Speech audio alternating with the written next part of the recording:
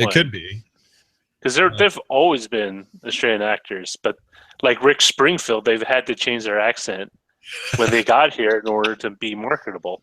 True, but I could name, I won't do it now because we don't have time, but I could name a list of like 10, 12 people that are all, you know, either still working or have had their heyday in the last 20 years that are all exceptional in the very crowded sort of entertainment market. And I don't know. I feel like something's going on. Like you guys, I don't know what it is. Something in the water? I don't know. No, I don't know. It's awesome though. I mean, they all come from the same school, so maybe that school is NIDA is the one that pretty much every famous actor you can think of who is Australian comes from that school. Hey, by the way, Peter, how do you want me to introduce you these days? Just from Sydney Morning Herald. From the Sydney Morning. Oh, almost ready to start. I'm in control. You got it. I gave it to you when you weren't looking. Oh. Fancy that. Fancy hat. I had to run over to the door and get my Tuvala meals for my smart oven. They come packed in ice, but I like to get them in the fridge as soon as possible. It's like those Lou Malnetti's Taste of Chicago deep dish pizzas I used to order as gifts. Packed in ice. Dry ice, even. These aren't dry ice. There's some other gel ice that stays frozen. Yeah, I got one of those. I keep a bunch of them in the freezer now because they're pretty I was handy. keeping them, but then after a while, it's like, okay, they're recyclable, supposedly, so I just put them in the recycling. I was thinking about buying a freezer and sticking in the garage just to hold them. As long as, you know, extra meat from and then Costco. start selling them on eBay. All right, you guys ready? Yeah. Yeah, I'm just going to throw one more link in, just the Surface Studio review I did a couple of weeks ago. Oh, cool. Yeah. Just put it, you can insert, here, I'll give you a space, actually, on line 26. No worries. All right. Here we go. Daily Tech News Show doesn't have any ads. It's powered by you. To find out more, head to dailytechnewsshow.com/support.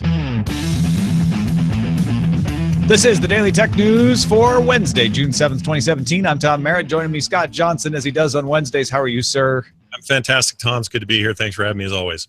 And we're lucky enough to have Peter Wells from the Sydney Morning Herald with us as well. Peter, in our time zone, but still having been through the ringer of WWDC coverage. So we appreciate you joining us, man. Look, it's a pleasure to be here. Thank you, Tom. We're going to talk with Scott and Peter both about Apple's appeal to creative professionals. They came at you hard on Monday with that keynote. Peter's had a chance to actually look at a bunch of these products, wrote up a great review for the Sydney Morning Herald about the iMac.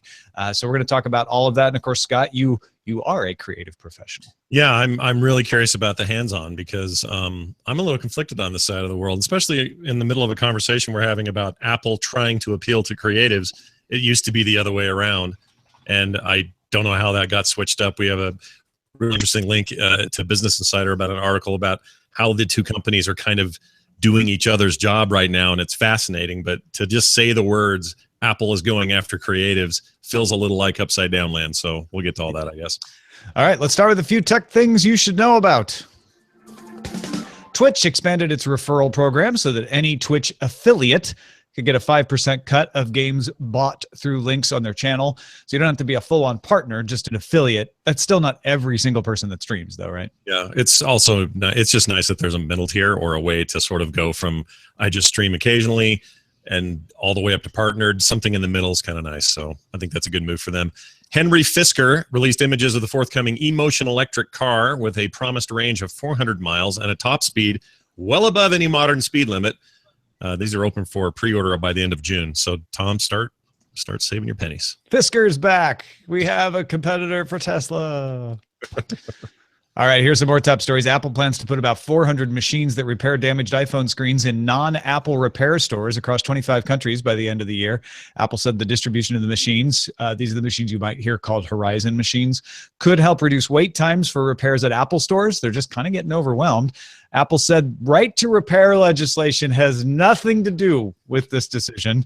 One machine has been tested at a Miami Best Buy store. They'll keep that one going, and then the company will add them to stores in Minneapolis and Sunnyvale, California next. You seem slightly unsure if they mean it when they say it's got nothing to do with the right to repair. Well, why do you say that? I didn't say anything. I didn't say any such thing. I just used an extremely sarcastic tone of voice.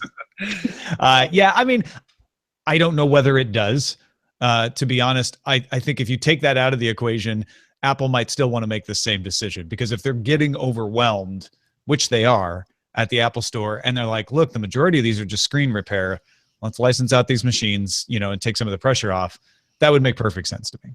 Yeah, I think so too. I mean, when there was first word of this machine, what, a year and a half ago or something, that it existed and that Apple had this really cool machine that would swap out your screens and all that, my mind went to, oh, well, this will eventually be everywhere I go if I've got a problem with my screen. So this seems natural. It's just funny timing is all.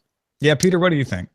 Yeah, I'm sure it also has nothing to do with the ACCC court case that's happening down here in Australia as well. That's all I'll say. I mean, it does and it doesn't, right? I feel like it's one of those things they do anyway, but they certainly look at it and go, and this will also demonstrate that blah, blah, blah, blah, blah, blah, right? Absolutely. I mean, we've got, Apple stores in 4 major cities across the country, but there's a lot of space between those 4 major cities. So, yeah, if they could have some of these machines in some of the cities that they currently don't have Apple stores in, that would be fantastic as well. They are playing a game of how many birds can I actually hit with a single stone, and they're going for more than 2. They're trying to hit a few birds. Facebook is rolling out these new features for elected officials. I don't know if you guys have heard about this: constituent badges, constituent insights, and district targeting. Badges are for people who live in the official's district and will appear when commenting on content from their elected representative. Insights let elected officials and their constituents see what content is popular in the district itself. And finally, targeting lets officials make posts and polls only viewable by users who live in their district. Facebook getting all into the how to parse political information world. Yeah. I think it's a good thing. All about the civics these days with Facebook, because they have that town hall section now as well, which kind of integrates with this. And they've got some measures in place to make sure that people aren't constantly switching their addresses so that they can badger representatives that aren't in their districts. I don't know how you guys feel. I look at this and I'm like, I'm not opposed to this in any way. I think they absolutely should do this, and it's great. On the priority list, I wonder if it's going to be as effective as the priority and effort they've applied to it. But I don't want to criticize it, because making it easier for you to communicate with your elected officials and for your elected officials to hear what their constituents are saying is a good thing. Well, I mean, not to put the hat on made of tinfoil, but is it possible that these kinds of things are just peripheral efforts to curb the kind of, I don't know how they do this, but the kind of vitriol that Facebook is currently known for in political circles, and being able to sort of corral things a little bit, or at least give some things some sensible borders or some basic ideas of how they can do this. Peter, do you think that's what's happening, or is this a veiled attempt by Zuckerberg to run for office one day? Well, again, 2 birds, 1 stone. We're back to hit multiple birds, aren't we? Yeah, look, I think they've got the data. It makes sense for them to do this. And yeah, I mean, it does sound like a really a needed thing. I mean, I've read stories of certain politicians being overwhelmed by a kind of a nationwide strategy to change people's minds. But I don't know. So I can see the logic behind this. Facebook and politics is just such a weird topic. It scares me to talk about. Yeah. The one thing I will say is the knee-jerk reaction has been, oh, people are talking unproductively at people. Let's filter them. Let's provide more moderation and ban tools. And that doesn't help the conversation. That may help curb the worst offenders, but that doesn't improve discourse. This is the kind of thing that actually tries to go more at the root of the problem and say, hey, instead of just trying to control what people are saying, let's give people more avenues to try to understand their elected representatives. The reason, Scott, that I would fall short of saying this really helps to change the tone of discussion is I think that tone is caused by things outside of Facebook. I don't think there's anything Facebook can do about that. It's caused by the political institutions and how they're run. Yeah, if they want information to continue to flow freely from their users, then they can't do too much to curb that. I totally get that, and I agree with you. I do think, though, by creating pods of a sort and saying, hey, come in here and you can have these conversations and do it with these structures is probably a good thing. But I also know there's a lot of people are going to just rebel against this idea. They're going to hate the idea that you're trying to pigeon-toe them, or that the official will only use targeting. I think you might pigeonhole them, because I don't know if you pigeon-toe people, that sounds painful. Yeah, that's a good point. But if you know, letting officials target their constituents is going to make a bunch of anarchy-minded people go, whatever, Facebook, lol, and they're going to run away with the place on fire. Like, it's just it's all about semantics at that point, right? Because targeting sounds horrible, but all it means is, hey, we want to make a post, and only the people who actually can vote for us and that we represent will see that post, because that's all it's meant for. Or the poll, we just want to find out, okay, people who live in our district, what do you think of this? Mm-hmm. It'd be interesting how they verify you are who you are. Like, if you are to be targeted and you are somebody who can vote in the district, great. But if you're somebody who's spoofing your location, or there's 1,000 other reasons why, you actually, the TechCrunch article goes into that, and let me pull it up so I can get the exact details. But they've got a few measures in place. Anyone can fake an address. Facebook has put controls. Users can only be a verified constituent based on, and of course, ads started showing up. So based on ads. Thanks a lot. Verified constituent based on one address at a time. Oh, okay. And if the person changes their address, their badge is removed from prior posts. And Facebook also limits the number of times an address can be changed. Yeah. So you can't just keep. That's good. Once you pick an address, it's going to be hard to keep changing it. People will poke at it, but it's good. I'm glad that they're doing those things. I mean, I'm trying to find a downside to this. I can't really think of one. It seems like a responsible civic thing to do, and I'm glad they're doing it. Oh, right. Isn't it? Oh, no.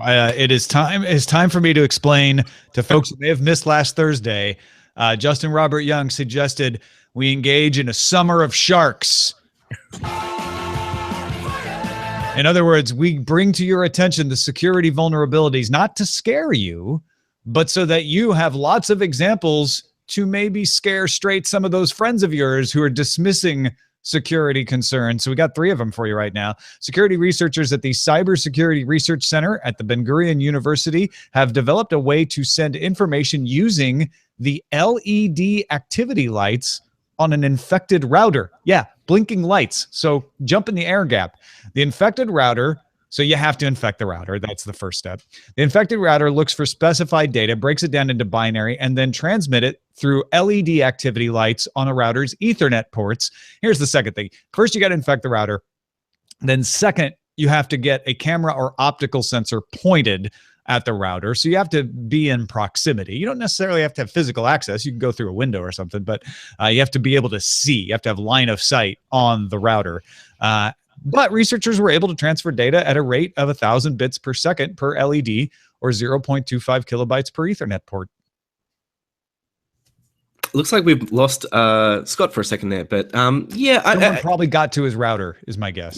Yeah. I mean, is this really going to scare people, though? Like, how many people are thinking that this is something that could happen to them if the hoops you have to jump through of getting physical access to the router are there?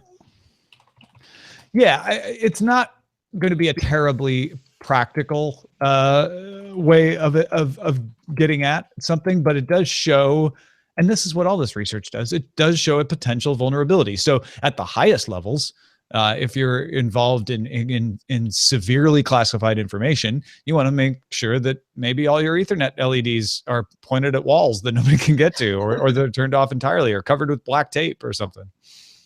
So I just wanted to point out that the call kicked me, and I think it's because of Summer of Sharks. I think there's I know. That's what we were suspecting, is that maybe someone got to your router. Did you see a drone with a camera pointed at your router right before you went down? You mean that unlike the usual drone with a camera that's always out my window? Yeah. That one finally got to you. Yeah, it's fine. All right. Well, let's move along to the next story in the Summer of Sharks. The NSA contractor Reality Lay Winner. Can I just say for a second, that's the greatest name in the world. I know we're all kind of, having a heyday about this news, but that name, Reality, really? It's amazing. Anyway, was arrested on Saturday for leaking classified information to The Intercept about cyber attacks.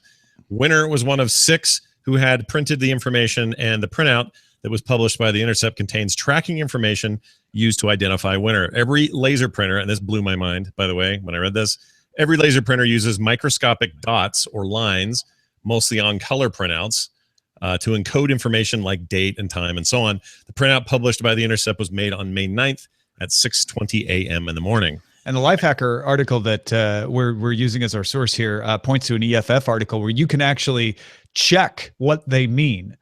They show you how to find the microscopic dot, use a magnifying glass to read it, and then be able to decode the date and time of any printout done by a laser printer. That's crazy. Is that a thing that the laser printers companies have to adhere to? They must. Like, that must be some standard. I don't know if it was a have to or a should or a anti-counterfeiting measure. There's some anti-counterfeiting measures that have gone in place for this sort of thing. Maybe it's to get third-party toner sellers out of the market or something. Yeah, it doesn't seem to affect that, but I'm sure they wouldn't mind. Pete, what do you make of this? This is terrifying. Okay, the Summer of Sharks has got to me now. Yeah. It's just a date and time, but it means anytime you print something, people will know exactly when you did it. That's how they caught Reality Lay winner, because they looked at that and said, well, okay, who printed on May 9th at 6:20 a.m.? And then they got corroborating evidence from email as well. But that might have been enough right there. Yeah. If she makes chicken for dinner, is it winner chicken dinner? I was skipping that one personally. I thought it. Don't get me wrong. I'm no better than you. But yeah, hopefully that is what they're feeding Reality Lay winner. Great. One more in the Summer of Sharks. Researchers from antivirus company ESET published a report Tuesday on a backdoor Trojan that uses comments on Britney Spears' official Instagram account to locate control servers that manage data on infected computers. This is both funny and also incredibly interesting. A Firefox extension masquerading as a security feature. You had to trick people into installing this thing. But once it was installed, it would compute hash values for each comment on Britney Spears' Instagram. If the hash matched 183, that would say, okay, this is a comment from one of our people or bots. It then would run a regular expression on the comment's text in order to convert it to a bit.ly URL. So it would look for some special characters, and after each one of those special characters, it would pull out the characters that would make up the bit.ly URL. That bit.ly URL would then lead to the control server for the malware. Why Britney Spears specifically? I mean, why'd they target her? Because you figure it's not going to go down. It's not going to get deleted, you know, and your comment will be lost in a sea of other comments. Nobody will really notice it. Yeah, she's got a lot of followers over there. That's fascinating to me. I mean, you know what? Summer of Sharks should continue. Can we have Fall of Sharks and Winter of Sharks as well? Because, man, these are great Hack stories. me, baby, one more time. Attribute that to BioCow in the chat room, by the way. Pete, does this... are you finally? I mean, I know you're already. I was already on board. That's the last one, but does this push you farther into the waters? This is fantastic. This is so good. Yeah, I love everything about this. I mean, yeah, of course you have to install the Firefox extension, but I just, oh man, my God, like what other amazing Instagram accounts out there are sending messages over the internet that we don't know? Yeah, we've got steganography, hidden messages, all kinds of cool stuff. LED lights, jump in the air gap. It's a good day for the Summer of Sharks, and that's a look at the. Oh, I'm sorry, that's a look at the headlines. All right, so this week, Apple attempted to convince creative professionals that they are still serious about them. This is extending their effort that started when they sat down with a limited number of reporters and said, "Hey, we haven't given up on the Mac Pro." And I think it's fair to emphasize that Apple is not saying that the iMac Pro is the Mac Pro. They still intend to come out with a Mac Pro. But we'll start with you, Scott, and then I want to get Pete's experience from actually being there and finding out Apple's side of the message. Scott, how did you feel as a creative professional they did in convincing you? So I got really excited when I saw the sort of little video blip montage thing they showed as they were announcing it. I thought, oh my gosh, this is the new Mac Pros. My first thought was what that was. And then it kind of settled in. Oh, they're going like with a Pro line of the desktop all-in-one. That makes sense. I think that's a good idea. I'm with them the entire way. The specs are amazing.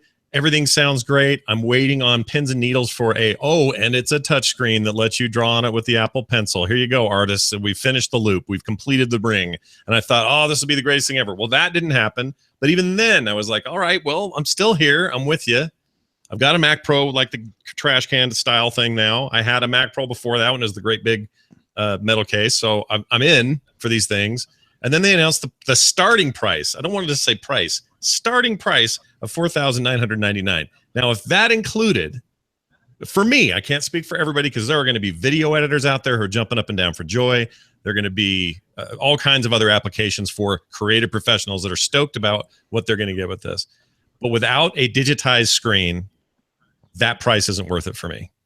Not right now, anyway. And that means, what would I do? Well, I'll just keep using my Wacom, or I'll maybe think about Apple's Surface Studio, or I'll Wait, when you say digitized screen, explain what you mean. I mean like a Wacom, like a digital drawing tablet style input. So something that supports touch. Correct. And if it would have, I mean, I realized that for Apple to start supporting touch on their PCs, they're talking about a big change, bigger than Microsoft had to make, because Microsoft wasn't making PCs before the Surface. They came out with a product that the OS was ready for. And that's a better way to do that. Apple's got a lot of legacy stuff to worry about. I understand that it's hard, and I totally get it. But at that price, it's very hard for me to justify it as a digital artist when I have to come up with a secondary sort of screen option, whether it's an existing Wacom or a new Wacom type tablet, or using an iPad Pro with a pencil as a remote or mirrored device, which is possible. Those things are all true. But it's just a little kludgy that way. And for that price, I just can't justify it. I mean, I got my Mac Pro desktop for less than that, and not that different on power. And it's probably way more than you don't need a Xeon processor. I mean, it's nice to start at, what is it, 18 gigs of RAM, but you don't necessarily have to have that. Like this is more than you need. It's probably a good bargain for the price, but it's beyond. It's a workstation, which is beyond what you need as a creative professional. And maybe the improvements we're seeing in the regular iMac line shouldn't be discounted. They are a significant leap as well. So that may be great for most everybody. What I just really had hoped from them was something that went further. It said, hey, creative professionals, not only have we not forgotten about you, but we're thinking about you in these new ways. We want you to be able to draw and paint and do and this and that. And the pencil is awesome. It's amazing. The latency on that thing beats my Wacom, beats Surface Studio. Like, those aren't even close to how well that pencil behaves on my iPad Pro. To give me a full desktop experience that I could fold down and use for a 27-inch drawing space on a 4K device would be incredible. And I just feel like that was the one thing they could have done here that they didn't do. That isn't to say won't get that one day. It doesn't mean that this is, a bad value even. I mean, you're getting a heck of a machine for that money, but there is a lot of hardware I could buy, PC, even on the Mac side, that would do most everything we need to get done without going too crazy. So I just not entirely sure which level of creative this is for. This is probably for huge company. They hire 4 illustrators, and we're investing in $15,000 worth of hardware for those guys. And that's a company decision. But this isn't so much I make things and I do it on my own, or I have a small company or a tiny business. I don't think this is so much for us. Right. Well, I mean, so have you played around with the Microsoft Surface Studio? I have. So my criticisms of that are actually, there's some things I like about it. I like that it's a big drawing tablet, but it's got terrible lag on the drawing stylus. It does. Yep. It's the worst in the market. It's bad. It's just straight up bad. Their Surface Pro 2 had better functionality than their current Surface stuff, including the Studio. That was probably because it was a Wacom thing and they were working with them on that. That's supposedly coming back around with the 4. But outside of all of that, I was really disappointed in the lag, and the overall performance was a little not great. And if you added up the base price of this compared to a similarly packed Surface Pro Studio, is only about $800 difference. I mean, $800 is a sizable amount of cash, but that's the main difference. And you're not getting as good a processor, as good of potentially as good a video card performance and that sort of thing with the Surface Pro. But to answer your question, yes, I've used Surface Studio. I walked away wishing it was more and felt like that wasn't worth the money because they weren't. It's funny. I want a combination of these guys. I want that Apple iMac Pro looks like. I want that thing inside and out, and then I want the drawing capability on the Surface Studio, and then I'm the happiest guy in the world.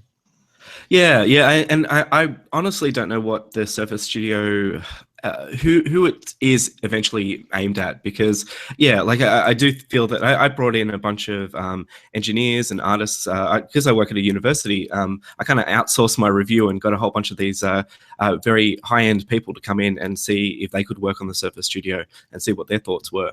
And everyone kind of walked away with that same impression. It's gorgeous to look at. They really loved it. They loved the hinge and how it all worked, but it ran Photoshop quite slow. I mean, if you look at the way they describe the hybrid drive as rapid hybrid drive, that's not really true. It's a very slow laptop drive in there, unfortunately, and that seems to be. I mean, and that's an easy thing to replace, to be fair. So you could actually, put in a decent SSD and get better speed, because it seemed to be the I/O that was the main thing that was slowing that Studio down. But I don't know. I mean, like, first of all, I think to your point about the Mac Pro, I cut 4K video every week. I don't feel I need the iMac Pro either. Like, it feels like a much more powerful machine than I would ever kind of get the decent use out of, especially for $4,999. I mean, that's going to be probably $7,500 in Australia, I would say. But again, to be fair to Apple, their numbers did stack up when you did compare the internals that they were talking about of the iMac Pro to something like a HP workstation, one of the similar specs Intel Xeon workstations that you can get from them.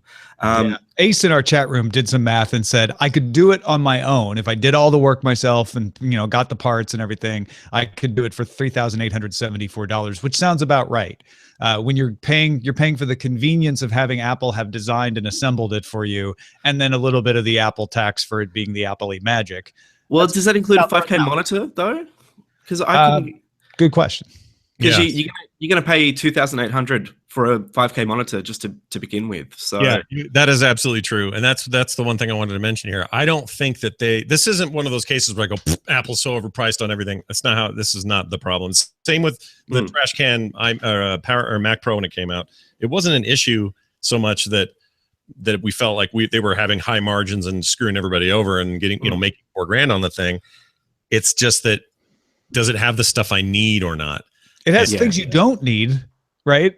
Like way more. I said 32 gigs of RAM, right? That's nice, but it's not like you have to have that right now to do what you're doing.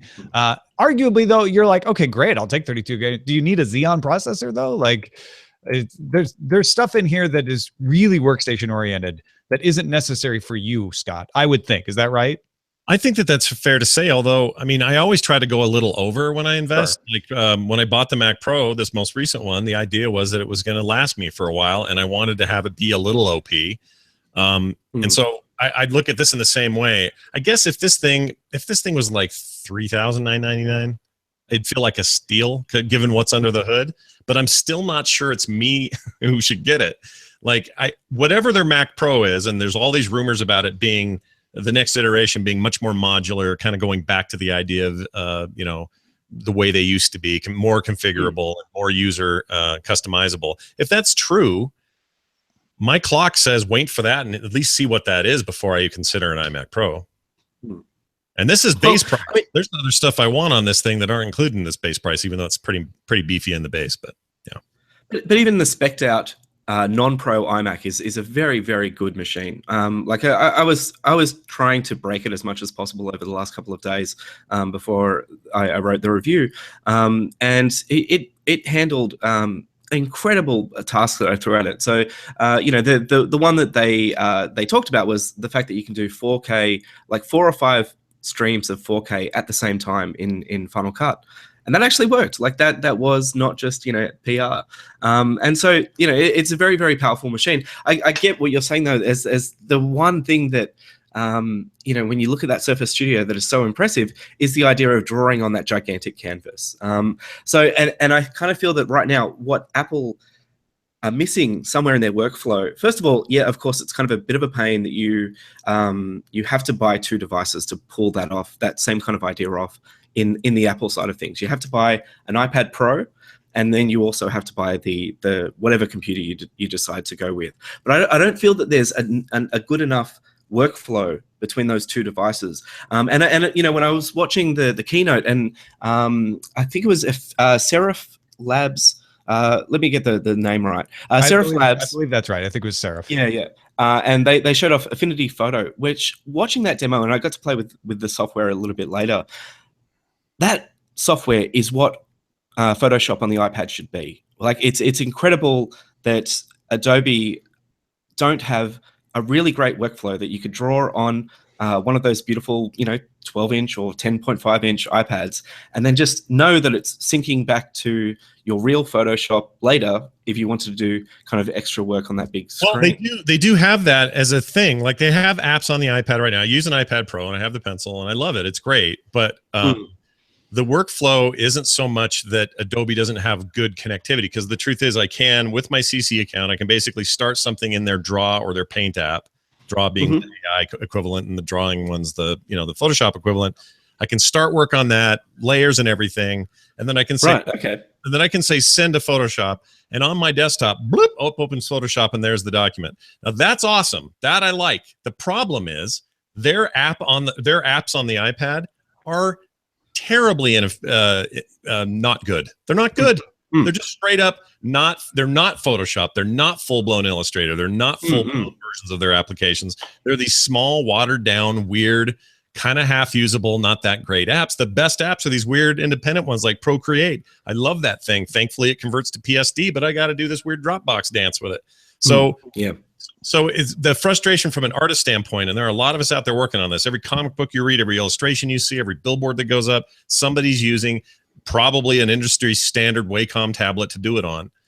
And the idea that Apple could get back in the creative game so strong and offer a touchscreen with, you know, pens, even if it didn't have my fingers capable, just letting the pencil communicate with it, with its levels of, you know, pressure sensitivity and all of that, would have been a huge boon to this. And then suddenly it's worth that price, because if you're going another route, let's say you spend $1,500 on a well-decked PC or Mac, you've still got to go spend $2,000 or more on, you know, a professional level Wacom.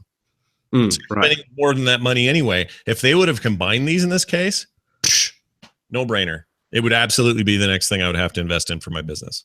Yeah, but I can kind of see that they want a screen that, for their iMac especially, a screen that is going to look the best for the majority of the users that they have. And I mean, I don't know how many people are using Wacoms with iMacs right now. I'm sure, you know, everyone who does anything like what you do in a day job, for sure. But you know, maybe their internal breakdowns show that you know, it's designers who aren't using a Wacom or video editors or whatever. There did seem to be, once again, a bit of a massive push against how well it does with video. So maybe that's what they're targeting here. And I don't know whether, if they digitize that screen, that gigantic screen, first of all, how much more expensive would that screen become? And would they see that, you know, some of the well, I also just don't think they want to reinvent Mac OS right now to be touch capable. So, well, and I think that's actually the biggest holdup here is you've got two different operating systems, and Apple does not feel it's worth messing with Mac OS to put touch capability into it.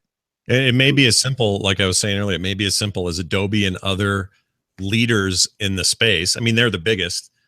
They should be all out ahead of this thing. And if we're really going to invest in a platform, maybe they're not as confident in it as Apple is, but if they really believe that the future is there, I need those commercial grade quality applications to run the way they do on my desktop in the same way they run on my tablets or portable devices. And I know it can be done. Procreate is the best version of Photoshop that isn't Photoshop for me on a portable device. So I know they can give me the tools, the brushes, the nuance, the everything I need. I just don't know why they're not doing it. So this would be a very different conversation then. And there are also apps, this should be mentioned for those out there who may be hunting around for something as a solution. There's an app, and I forgot the name. I wish I'd had it here, darn it. But it lets me, via Wi-Fi or a dongle through USB, mirror my iPad Pro with my Mac, and it lets me use it as essentially becomes a Wacom. So you can bring up real Photoshop in there and use it as if it's Photoshop, and there's really no noticeable latency or lag or issues. It's very, very impressive, but it costs another, I think it's $7.50 a month or some monthly charge. Right. Not a buy once. But anyway, for professionals, that may be okay. But you understand what I mean by it being kludgy. If you say, here's the Microsoft, all things being equal, let's say both hardware platforms were equal. And you said, well, here's the Surface Studio and here's the iMac Pro. And they've got all the same specs. I know this isn't true, but they have all the same specs. But one you can draw on and the other one is just real good at video stuff, but you'll have to plug extra stuff into it to draw on. You're going to go for the one you can draw on. For artists and creatives, even if you're not an artist, you still need a place to sketch out ideas and annotate stuff and rotate 3D models. And like, I don't know. It just feels like they're behind the curve on that. Yeah, but so if the rumor that was around just before WWDC was that they would give you the ability natively to use the iPad with an iMac, would that be enough? I'm just trying to think if they're, because it does really like what is the size of the gap here? There's slots that Apple's still trying to fill back in. Okay, so what you just said there is definitely a step in the right direction. If they gave me a native way, and a lot of what iOS 11 looks like they're doing, especially in the way of tablets, is going to go a long way. Like file management and some other stuff's going to help. But if they made it so there was sort of a built-in way, because I'm in the, kind of like AirDrop or something, because you're in the ecosystem, you're now easily connecting those two devices, and it's now acting as your drawing tablet. That's great, but you're also now telling me I have to limit myself to 7 or 12.5 inches rather than my customary 24 inches or my 27 inches or whatever the Wacom is that you happen to buy. So you are making a concession again for size. That may be a small one I'd be willing to make, but you see what I mean? Like there's no, everyone's going to have a different perfect scenario. I totally understand that. But the perfect scenario for me is that monster with a tablet-enabled pen touchscreen. Oh my gosh! I'd buy it someday. I'd pre-order it. I would. Yeah. Hey, I want to thank everybody who participates in our subreddit. It helps us put together the topics, the stories that we talk about every day. You can submit stories and vote on yourself at dailytechnewsshow.reddit.com. Before we get out of here real quickly, a couple of messages. In our Slack, Andrew was talking about Plex and said, hey, I know it's not necessarily, some people are saying it's not babysitter friendly, but it works pretty well for my wife, babysitter, dog sitter, and grandparents.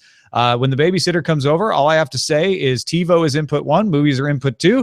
As a test, I always leave the TiVo on when I leave, and when I get home, 75% of the time, the person has switched the input and is watching a movie on Plex. This is also easy enough for my 4-year-old to do. The reason this works is 100% related to the Shield TV and other set-top boxes. 2 years ago, when I was using a computer, no one knew how to use it except me. I love Plex. I love Plex to death, and I totally agree with this. It is so easy to set up. In fact, well, it's not easy to set up. That's a lie. I've set it up for other people, but once it is set up and ready to go, so I've set it up at my sister's house, my mum's house, and now they just use either the Chromecast or the Apple TV to go to that nice, friendly Plex icon, and that's all of their movies and TV, and they love it. So it's yes, I love Plex to death. Yeah. Well, that's it for this show. Thank you again, Peter Wells, for taking the time to join us. I hope this was more relaxing than the rest of your week. This was so lovely. It was nice way to end the week. Thank you. If people want to follow what you're doing, where should they go? Just to Twitter and Peter Wells on the Twitters.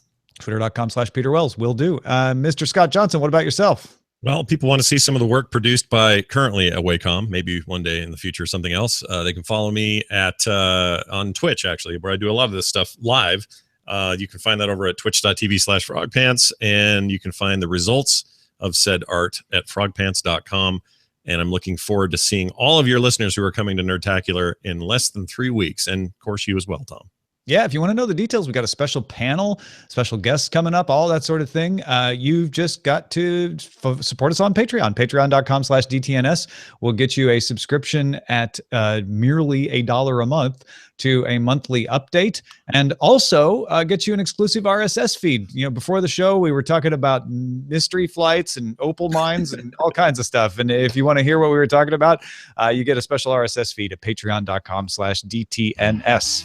Our email address is feedback@dailytechnewsshow.com. We're live Monday through Friday, 4:30 p.m. Eastern, 20:30 UTC. If you want to jump to the chat room at diamondclub.tv or listen to us on alphageekradio.com. We also have a Facebook page, facebook.com/dailytechnewsshow, and our website is, of course, dailytechnewsshow.com. Back tomorrow with the Summer of Sharks and Justin Robert Young. Talk to you then.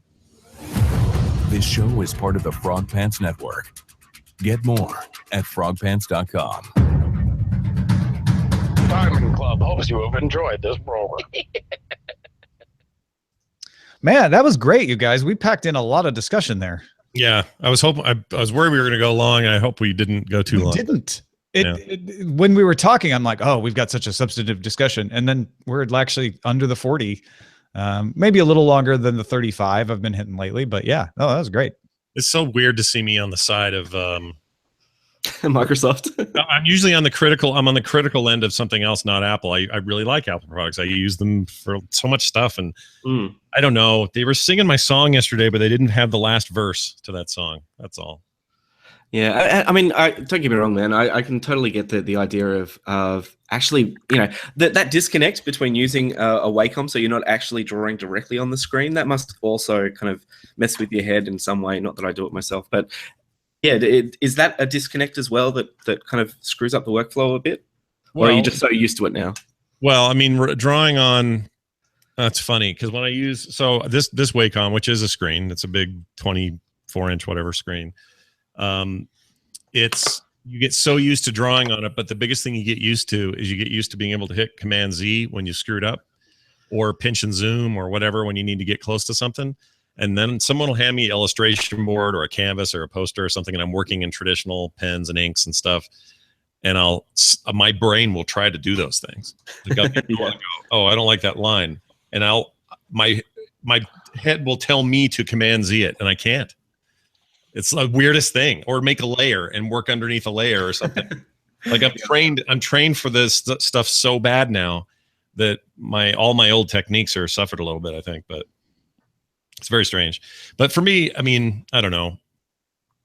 I just think if they look what you said earlier, and you didn't get a chance to talk about it too much, but what you said earlier about them making it so natively an iPad Pro could just, your Mac would see it and now suddenly it's sharing or something.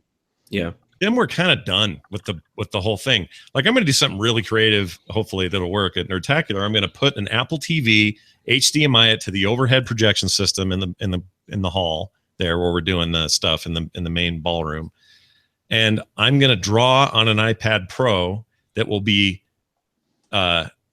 mirroring to the Apple TV, and then showing this up on the thing. So we're going to do a live drawing session where they'll get to see real time me working on this thing without any weird wires or anything. It'll literally be Wi-Fi to Apple TV to projector. And if I'm to go back in time and look at my options, 5-6 years ago, we're living in freaking fantastic land right now. Yeah, right. This is incredible. So I part of me is like a little picky, and I shouldn't be, because this stuff's amazing no matter where I'm doing it. But no, I totally. I mean, for the people I've spoken to that do the same kind of stuff you do, it does feel like that there's a kind of disconnect on the Apple side of things, and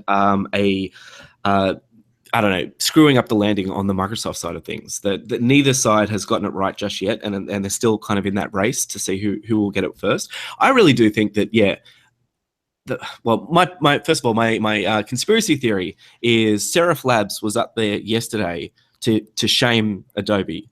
Hopefully this is not. I mean, even if that's not intentional, it certainly did. Yeah, it felt like you're used to seeing Adobe in that slot.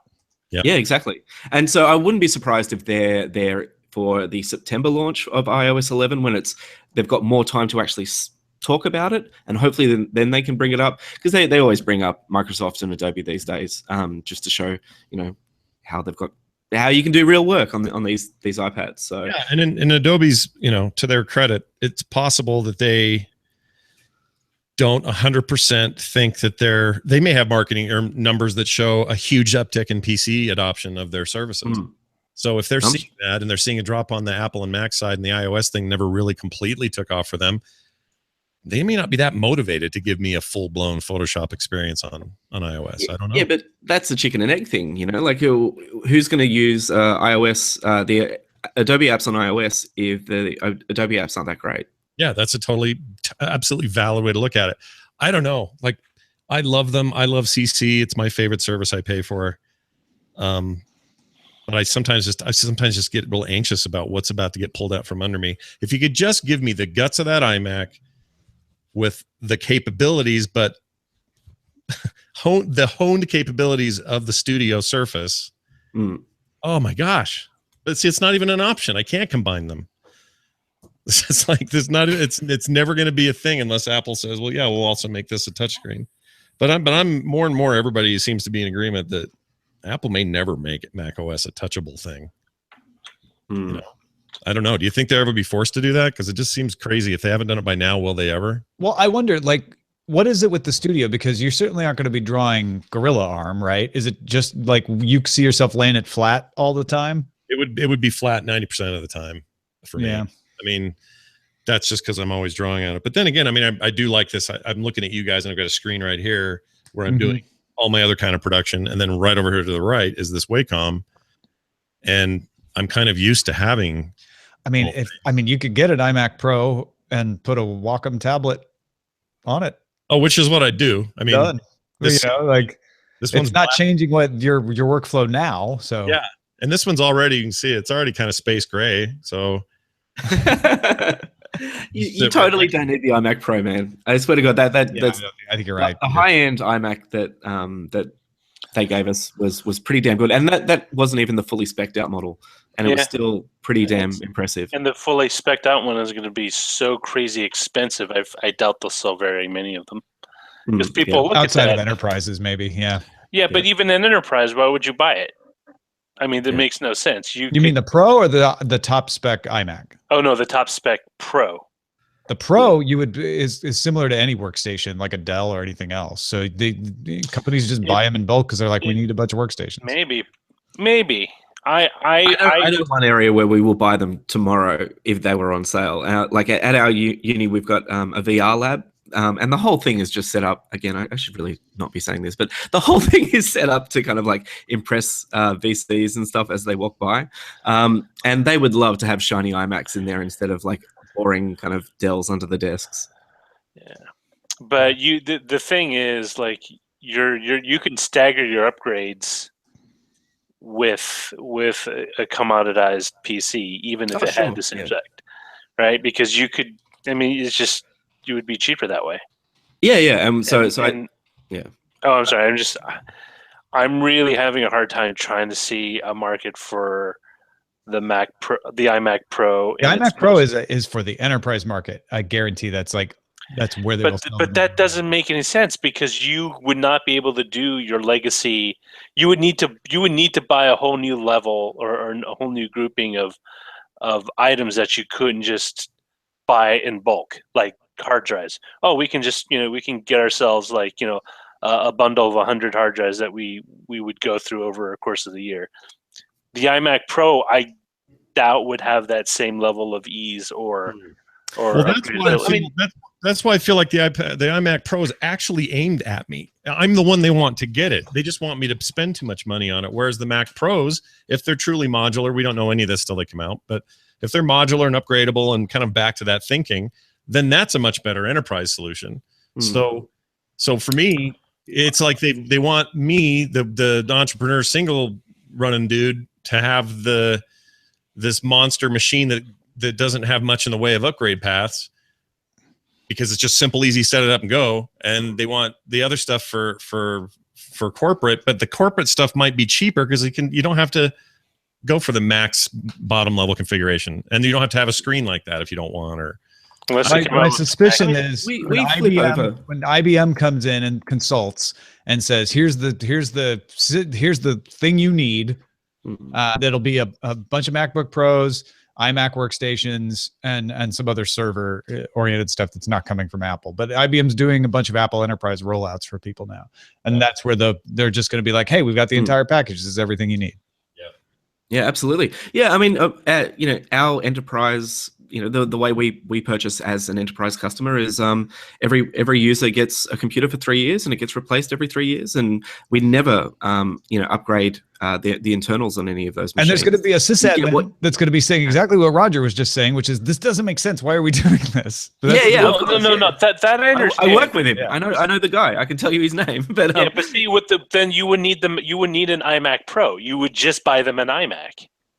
Do you see? No, I could imagine if you had a floor full of iOS devs, banging out some really important. But that's Facebook are going to buy a bunch of iMac Pros. First of all, to impress the Silicon Valley talent that they're trying to get to work for them, and also just to make a cool looking lab. But like space. You could do that much cheaper with a bunch of top spec iMacs. Right? Is there anything embossed on the side of the iMac Pro that says, "I dropped way too much money for this computer"? It's space gray. You can't get space gray in a regular iMac. So and if you walk into the space gray, there are some applications you need a Xeon for. There are. Yeah, definitely. Xserve can take advantage of all 18 cores, so it'll go nuts. And so. Maybe. I mean, like back in revision 3, we finally ditched all the Mac stuff because it was to the point where the level of support that Apple was providing wasn't there to be enterprise level, and so we essentially went right, which is why Apple started signing those contracts with companies like IBM, because then that support comes through them. That's true. We'll see. I'm not sure. I doubt they'll have I doubt they'll have that big of an impact in that. See, I'm going to say this too. I don't think the Surface Pro the Surface Studio is priced that well either for its specs. It's kind of overpriced for what it is. It's kind of got the same problem. It's a laptop built onto a lamp arm. Exactly. And so I don't even know. I'm still not sure. I'd love to know numbers on that. How many of those have they sold? Because they don't, that's a brand new product kind of out of nowhere for Microsoft. I don't know how many of those got pushed. Well, what's interesting, though, is there is a definite shift from kind of the commoditized PC beige box where you could request whatever you want in it, whatever specs, to something that's a lot more screwed down that you can't upgrade easily, but on the flip side offers you a lot more user-friendly, I think, interface than you would have otherwise. I don't know. It'll be interesting to see long term how this works out. Because, like you were saying, like, would you need an iMac Pro? Running Xserve would be great, but do you really need? Would you really want that sitting in your rack unit? Oh yeah, it's right there on the iMac Pro. Sitting. Did I say Xserve? I meant the coding one. What the hell is it called? Xcode. Xcode. Yes, of course. Yeah. Anyway,